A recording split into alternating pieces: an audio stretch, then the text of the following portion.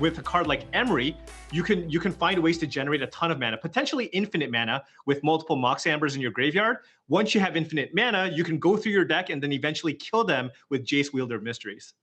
Super crazy deck. I'm really shocked here, Paul, that Kai Budde of all people is running it. Kai, generally prefers to play the more straightforward decks. I don't know how to put it, but it's rare that you'll see Kai bring a brew like this. And apparently Joel Larson had a hand in talking him into it. Yeah. And what's really interesting, and you are right, for the most part, that's what Kai has kind of done. But actually, in kind of taking a look at some of his responses here, he's actually shifted his strategies now and is looking to play more focused decks based on what he believes to be the heightened power level of cards that he's seen recently. So he really wants to just play more linear decks, especially in a format like Historic, right, where there's just so many different powerful things you can do. Of course, one of the downsides to playing a deck that has, strong combo elements is the presence of Thoughtseize in the format. We see that in turn 1 there from Carlos Romao. It's going to take Kinnan Bonner Prodigy out of the hand there for Kai, leaving him with, well, not a whole lot going on, though he does have Llanowar Elves and now a Mind Stone as well. Yeah, so that's going to give him access to 5 mana. So he will be able to play the Paradox Engine next turn if Carlos Romao doesn't have a way to remove one of these elves. He cannot cast that Jace, Wielder of Mysteries, as still lacking a source of blue mana. But a lot of good draws here for Kai, and Carlos doesn't have a super aggressive start here. I mean, Kai still has a couple of turns here to kind of try to piece together his combo. Oh boy, that Kinnan would have been so nice. Look at this situation. Mox Amber, Mind Stone, and double Llanowar Elves would have been able to each double their mana. That Thoughtseize was super clutch there from Carlos Romao. He's managed to put out 6 power on the battlefield, so not too bad. Like you said, not exactly a blazing start, particularly in the sense that he's just casting creatures with power and toughness right now, not really doing much as far as the big synergies. That said, Kai did just land Paradox Engine, so he's kind of got the table set. He just needs a little bit more. Yeah, so this Mox Amber is going to let him untap all of his permanents here, all of his non-land permanents, rather. Now he's probably going to crack this Mind Stone to try to find that blue source so he can kind of land that Jace. Chromatic Sphere. Okay, he did technically find the blue source. Now, I suppose he won't have quite enough mana this turn? Right. So now he has the decision of whether or not he wants to save that Chromatic Sphere to cast Jace next turn, or just sacrifice it for black mana and maybe use a Fatal Push to get one of Carlos's creatures off the board. Of course, he can wait until the next turn and just use it to perhaps get rid of the Woe Strider with the Revolt trigger that you get from sacrificing the Chromatic Sphere. Right. So he's got a bunch of choices to make. Right now, he's going to have to try to balance out maintaining his life total at a reasonable above 1 level, or he might have to go for Jace, Wielder of Mysteries, and try to get things going that way. Yeah. One interesting card that I want to talk about in Carlos's deck is the addition of Skyclave Shade as the 2-mana recursive threat of choice. A lot of people have come into this tournament and added the powerful Scrap Heap Scrounger, which is a card that you get from Kaladesh Remastered, which is typically better against other creature strategies because that extra point of toughness is huge. Additionally, you can return things at instant speed, which is also very powerful. However, Skyclave Shade doesn't really ask... It's a lot easier to kind of fulfill the landfall trigger, right? Just being able to play lands and then just play Skyclave Shade is a lot easier than asking yourself to remove creature cards from your graveyard. Additionally, by choosing to play Skyclave Shades, Carlos's list actually doesn't play any copies of Stitcher Supplier because he doesn't really need to overload his graveyard with creatures, because all he needs to do is find lands to be able to play those Skyclave Shades out of the graveyard. Big turn incoming here for Kai Budde. He cast the Jace, Wielder of Mysteries. That's going to get him a card after milling him for 2. You see the Uro Titan of Nature's Wrath in hand as well, which is another potential payoff here for the Jace. The question is, can he do enough to survive? And it looks like barely. He is facing 12 power down here, Paul. Right, and he's got double Fatal Push, but the Mox Amber only taps for blue mana here with the Jaces in place. So he's going to need to find some black mana here to be able to stem some of the bleeding here to get a little more time here. I'm not sure how many cards Kai has in his graveyard, but I don't think he has enough here to escape here. I don't think so either. I think he's got maybe 3 or 4. We know the Kinnan, the Sphere, and he milled himself for 2. There's a Mox Amber. I guess that would put another in the yard. He's getting there. Right. So, oh, yeah, it looks like he does. That was the 5th besides Uro. So there you go. All right. And quite a turn here for Kai Budde. He's doing it.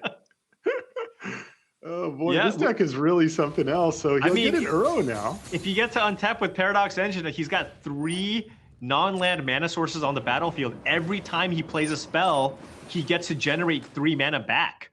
And there's Emery, Lurker of the Lock. All right. Okay. Keep it rolling. You can tap the Mox Amber for blue. He taps the Llanowar Elves because they're going to untap anyway. And then he's got a little card draw engine going here with the Chromatic Sphere as well. This is kind of getting interesting. Right. Now, so Kai's done here. He can't really play anything else. But at this point, Carlos doesn't really have a great attack here. He really needs to find something like claim the Firstborn to be able to get that Uro and make a big attack here. Uh-oh, claim the Firstborn here for Carlos Romao. That is really not what the Uro players like to see. With the sacrifice outlet of the Woe Strider there too, this is going to be a big swing back in Carlos's direction. Yeah, now Kai, keep in mind, he did cast and escape Uro, so now his life total is, there's a bit more padding there. So this is not a lethal attack. Kai can choose to block in a way to try to save Jace if he wants. But the question is whether how highly he values having cards like that Emery or those Llanowar Elves in play for that Paradox Engine. Right. He would have to throw away his board here to save Jace at 2 loyalty. So he says, okay, fine, you got my Jace. Jace is down. And with a pair of Fatal Pushes in hand, Kai Budde is going to have to find some more action. Oh, there's a Mayhem Devil going on top of the library for Carlos Romao. So it's not getting any better here for Kai Budde. He finds Chromatic Sphere, but there's that Uro in the yard still. Right, and I mean, here, we're going to get to see Kai potentially draw through his entire deck here. Yeah, and look at that, an instant concession as there were the 2 Come on, the fans wanted to see the combo. Amber, and Carlos has none of it. He's just going to concede, and that is game number 1 going to the German juggernaut Kai Budde. We're going to take a short break. When we come back, we'll have more from the Zendikar Rising Championship right after this.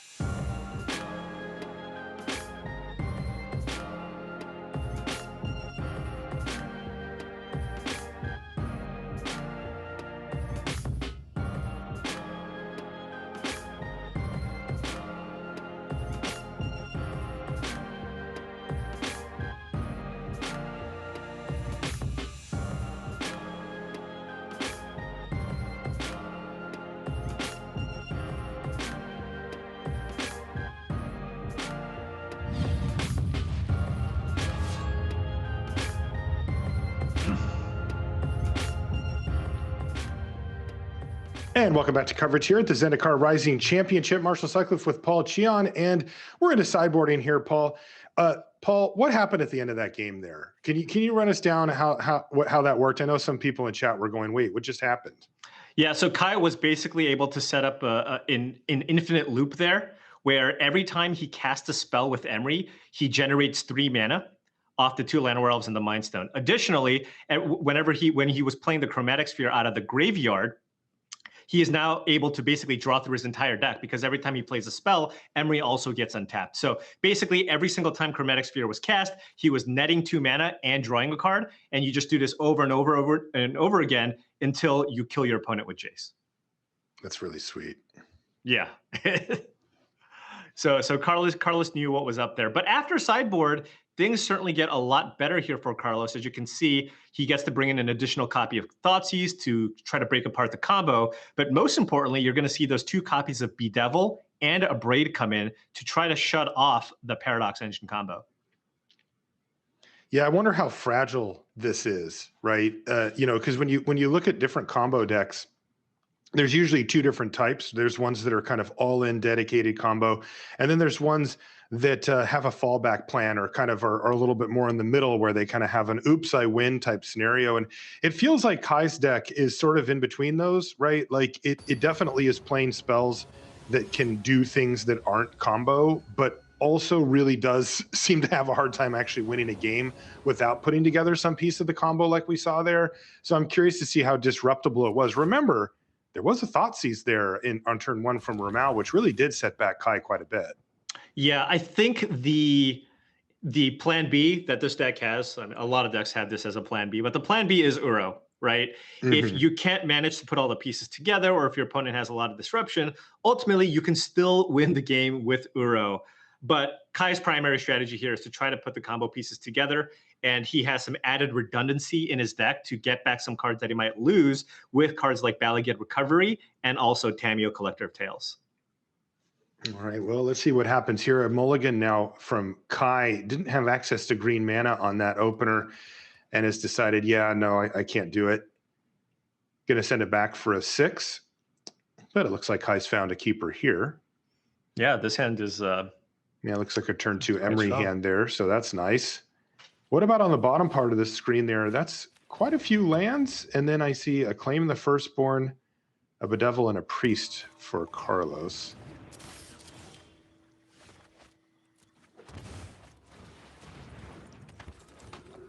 All right, well, let's get underway here.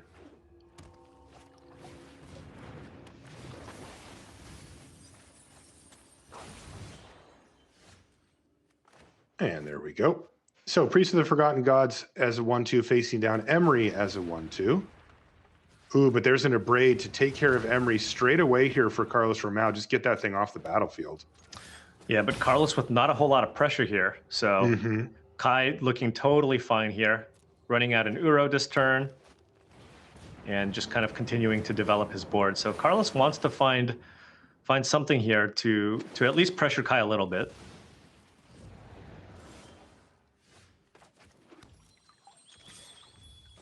And that's not what he wanted.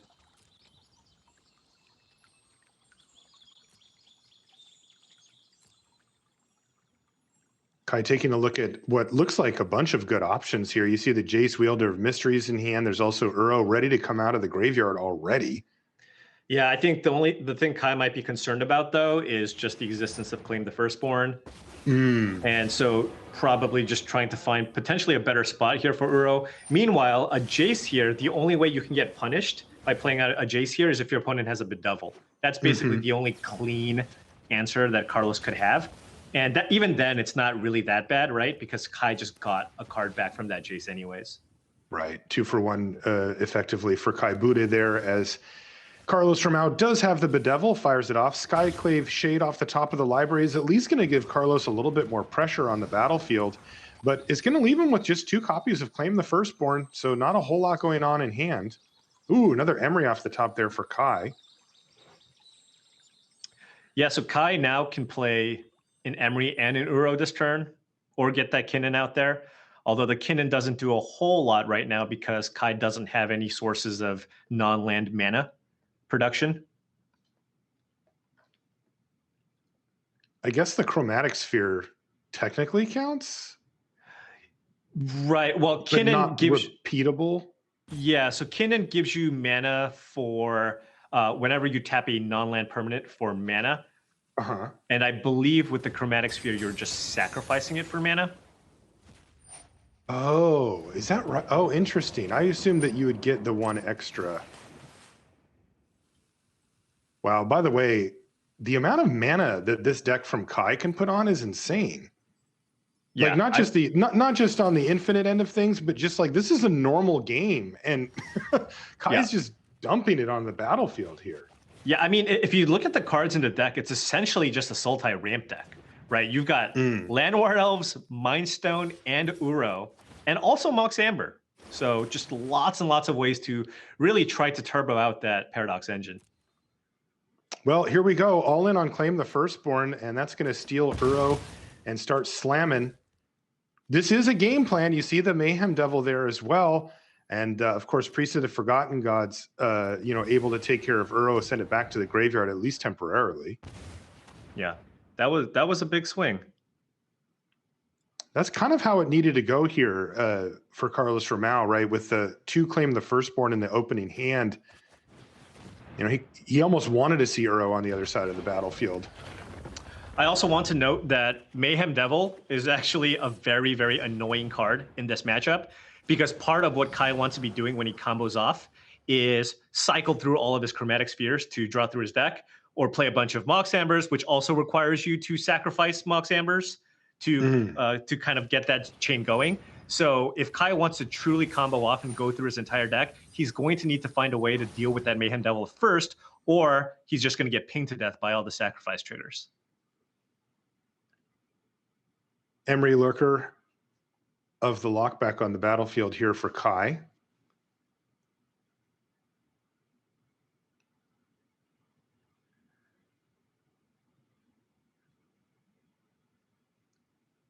Looks like Kai is looking to escape again. That's also, by the way, a very nice combination there. The combination of Emery plus Uro.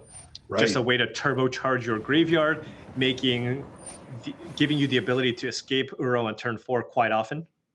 You know, I am curious to see how many games come down to just Uro winning, from Kai's perspective, when the rest of the combo pieces get interrupted, because this really does seem like an optimized Uro list for the reasons you said, Emery. We even saw Jace, Wielder of Mysteries, throw a couple of extra cards in the yard to help, put Uros there and or get Uros back.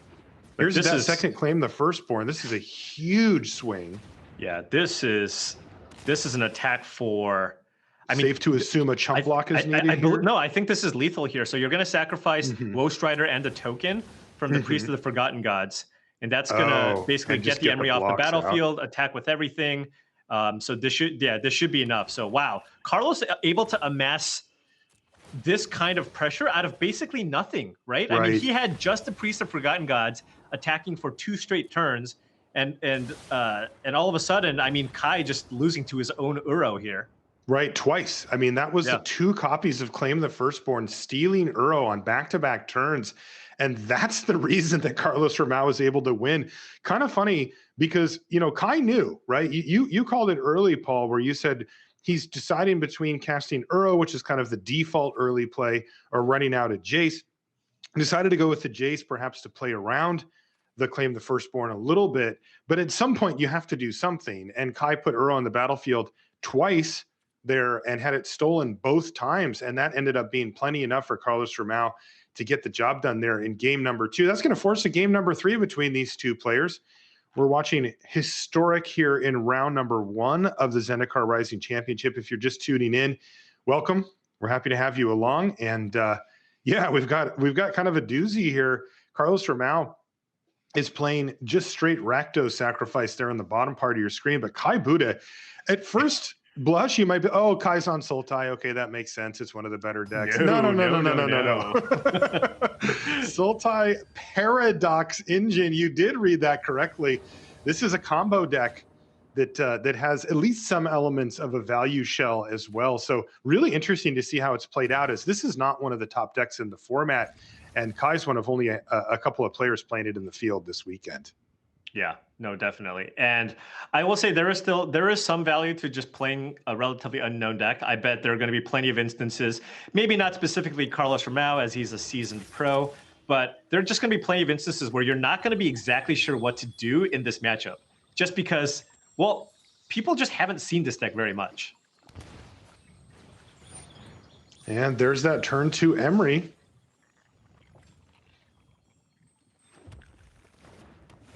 And it looks like no answer here from Carlos Romao, so Emery's going to get to mill and at least present a passive threat here.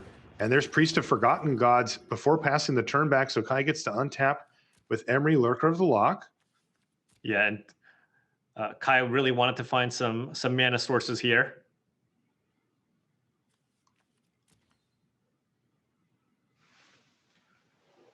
Indeed. Looks like we're going to see Kinnan Bonder Prodigy hit the battlefield here for Kai Budde. We did see Kinnan in the first game, but it got thought seized immediately and spent the rest of the time in the graveyard and exile zones.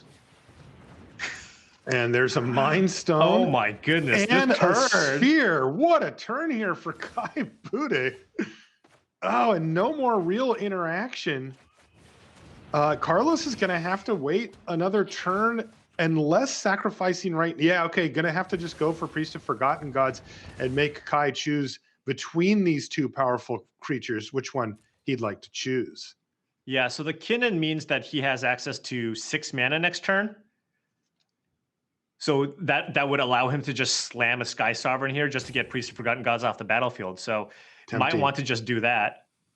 However, the Emery means that that's basically just a steady source of card advantage. Every single turn, at the very least, you can just get that Chromatic Sphere. All right, another Mayhem Devil in hand. Carlos Romao definitely has the table set for some powerful stuff down the line. The question is, can Kai either disrupt it or just go off in the meantime?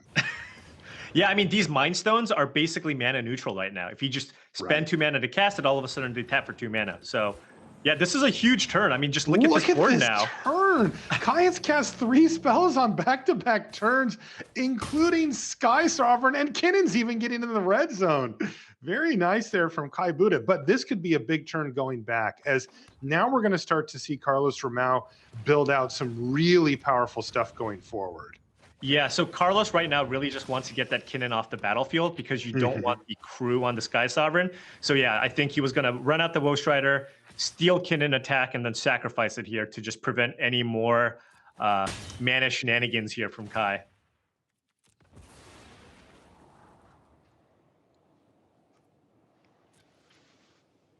And that's exactly what happens. Claim the Firstborn basically acts as a removal spell here, getting rid of Kinnan. So both Emery and Kinnan off the battlefield in the last 2 turns here. So Carlos is making headway, but of course it never stops, right? Now all of a sudden here comes Uro, Titan of Nature's Wrath. And this is just another... in response. Oh, that is sweet. Oh, man. Uro gets in the boat. You gotta love that. Sky Sovereign in the air and ready to step on a Woe Strider here.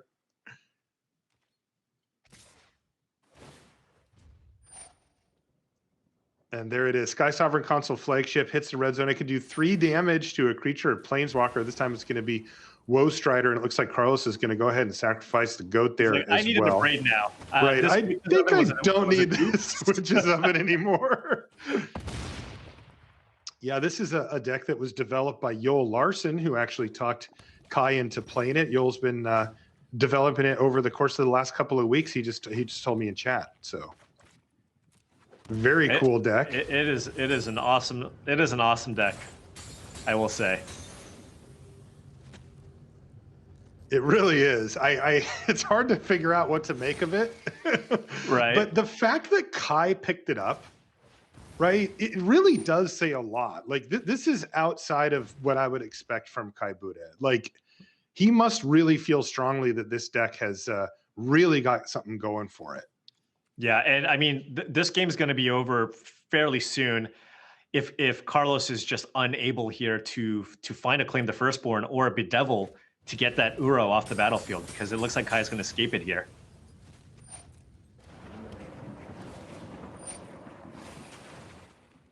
Wow. Incredible.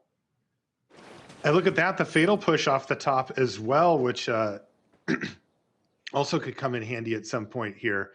This is just a sweet deck. No matter which way you split, this deck is just cool. Yeah, he can choose to Maelstrom Pulse or Fatal Push here. If he sacrifices the Mind Stone, then he will be able to cast Fatal Push here on the Ghost Rider. Wow, and he can play the Emery here. My goodness. This deck has a lot going on. Oh, yeah. And that's going to do it. You don't even want to see what's on top?